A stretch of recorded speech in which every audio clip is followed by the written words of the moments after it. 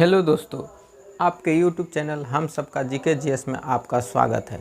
आइए आज हम आप लोग को पढ़ाते हैं भारतीय संविधान के इतिहास। भारतीय संविधान के इतिहास की अगर बात करें तो कहा जाता है कि सबसे पहली बात महारानी एलिजाबेथ के द्वारा महारानी एलिजाबेथ के द्वारा ईस्ट इंडिया कंपनी की स्थापना किया जाता है। किसके द्वारा? महारानी एलिजाबेथ के द्वारा ईस्ट इंडिया कंपनी की स्थापना किया जाता है, जो 31 दिसंबर 1600 ईस्वी को सबसे पहली बार ईस्ट इंडिया कंपनी की स्थापना होती है, जो दक्षिण पूर्व भारत में यानी कोलकाता में एक कंपनी को खोला जाता है। अगर इसकी बात करें हम तो भारतीय संवैधानिक इतिहास की बात करें तो दो भागों में बांटा गया, एक ईस्ट इंडिया कंपनी के अंतर्गत और दूसरा ब्रिटिश क्राउन के अंतर्गत। किसके अंतर्गत?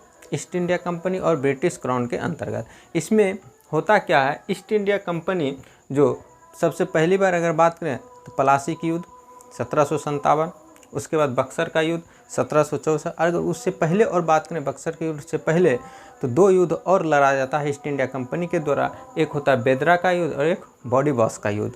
कौन सा? बेदरा का और एक बॉडीबॉस का युद्ध, जो सभी विजेता हो जाते हैं ईस्ट इंडिया कंपनी, और ईस्ट इंडिया कंपनी का आधिपत्य स्थापित हो जाता है भारत पर। कहाँ? भारत पर आधिपत्य स्थापित हो जाता है। इसके बाद शुरू होता है ईस्ट इंडिया कंपनी की शुरुआत। अगर ईस्ट इंडिया कंपनी की शुरुआत की बात करें तो इसमें जो सबसे पहला आता है रेगुलेटिंग एक्ट। क्या आता है? ईस्ट इंडिया कंपनी के द्वारा जो एक्ट पारित किया जाता है उसे क्या कहते हैं हम लोग? एक्ट। लेकिन यही अगर हम भारतीय क्राउन के जो ब्रिटिश क्राउन के अंतर्गत आता है उसे क्या कहते हैं? भारतीय शासन का अधिनियम। उसे क्या कहते हैं? जो ब्रिटिश शासन के अधिनियम आएगा, मतलब ब्रिटिश क्राउन के अंतर्गत आएगा, उसे क्या कहेंगे? अधिनियम होता है। और जो ईस्ट इंडिया कंपनी के अंतर्गत उसे रेगुलेटिंग एक्ट कहा जाता है। क्या कहते हैं? एक्ट या चार्टर एक्ट के नाम से या ब्रिटिश इंडिया एक्ट के नाम से जाना जाता है। इसी के बारे में आज हम लोग पढ़ते हैं। तो ईस्ट इंडिया कंपनी के अंतर्गत जो सबसे पहली बार हुआ था रेगुलेटिंग एक्ट 1773 में। कौन सा आया था? 1773 में रेगुलेटिंग एक्ट। उसके बाद ब्रिटिश इंडिया एक्ट 1784 में। कौन सा? ब्रिटिश इंडिया एक्ट 1784 में। फिर आता है चार्टर एक्ट 1793 में। कौन सा? चार्टर एक्ट 1793 में। फिर charter act 1813, charter act 1833, charter act 1853 में।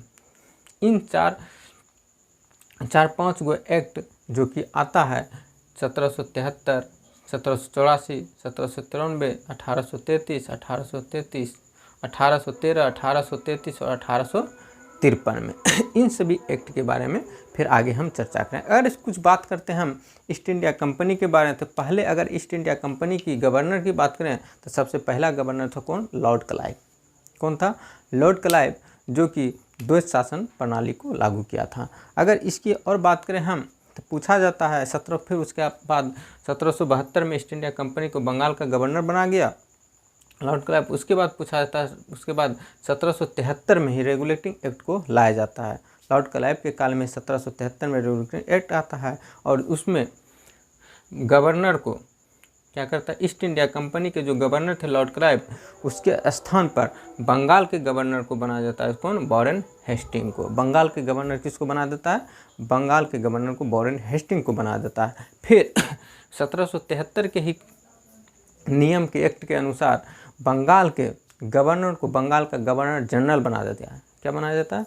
बंगाल के गवर्नर को बंगाल के गवर्नर जनरल, जो वॉरेन हेस्टिंग को ही बनाया जाता है। पूछा जाता है बंगाल के गवर्नर सबसे पहला गवर्नर कौन था?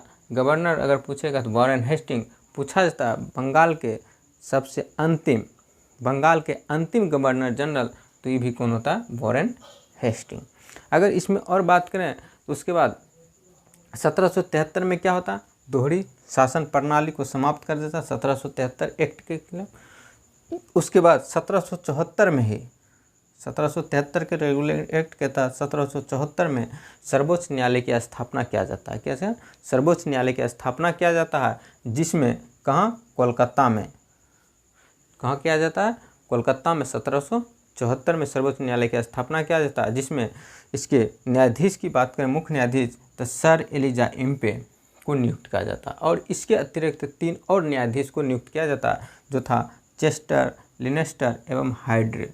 कौन था? चेस्टर, लिनेस्टर और हाइड्रे 3 और मुख्य न्यायाधीश, मतलब उसके सहयोगी न्यायाधीश के रूप में काम किया। और उसके बाद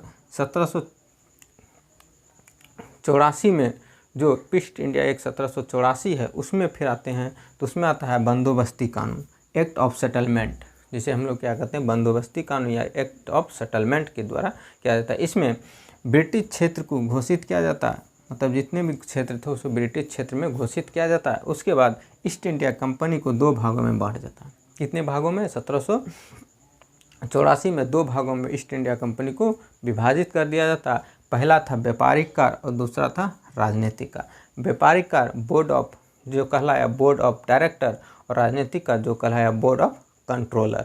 मतलब बोर्ड ऑफ डायरेक्टर और board of controller east India company के कर्मचारियों को इसी के द्वारा व्यापारिक ईस्ट इंडिया कंपनियों को निजी व्यापार, क्या था, निजी व्यापार और उपहार पर प्रतिबंध लगा दिया गया। मतलब निजी व्यापार जितने भी ईस्ट इंडिया कंपनी के द्वारा किया जाता था उसे प्रतिबंध लगा दिया, और उपहार जो मिलता था उसे भी बंद कर दिया गया।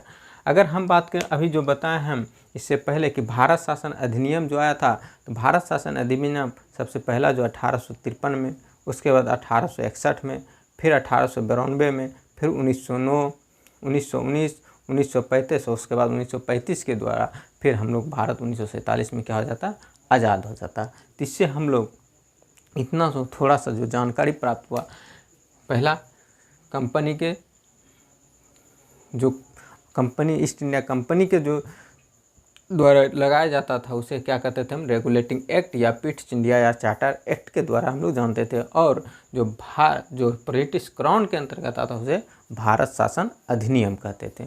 अगर आप लोगों को ये वीडियो अच्छा लगे तो लाइक एंड सब्सक्राइब जरूर कीजिएगा। नेक्स्ट वीडियो फिर आप लोगों के भी जल्द उपस्थित होगा। धन्यवाद।